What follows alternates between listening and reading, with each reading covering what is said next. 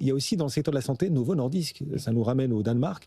Novo Nordisk gagne 16% depuis le début de l'année. Est-ce que vous sentez que 2026 sera l'année de la revanche pour Novo Nordisk en bourse ?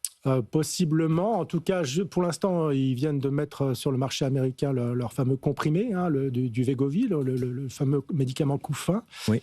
Donc ça change quand même pas mal la donne. C'est quelque chose qu'on administre en gélule et non plus par injection. Voilà, c'est des comprimés, donc c'est beaucoup plus simple déjà. Alors la différence, c'est quand même, c'est pas le même prix. Il y a eu un accord qui a été trouvé avec Trump, quand même, l'administration Trump, qui exonère un peu tous les groupes pharmaceutiques. Le contexte s'est un peu calmé, en tout cas, les groupes pharmaceutiques vont baisser leur prix. C'est une contrepartie, en tout cas, mais on leur laisse un petit peu la paix au niveau des droits de douane et des taxes. Et donc là, le nouveau traitement coûtera à peu près $300 par mois, alors que les injections coûtaient $1,000 par mois. Donc, ce n'est pas les mêmes prix, mais en tout cas, ça peut être diffusé à un plus grand nombre. Et en tout cas, ça peut être un relais de croissance. Attention toutefois, parce que donc il y a le concurrent américain qui va aussi sortir son comprimé normalement en 2026. Et là, on va avoir une lutte acharnée encore entre les deux.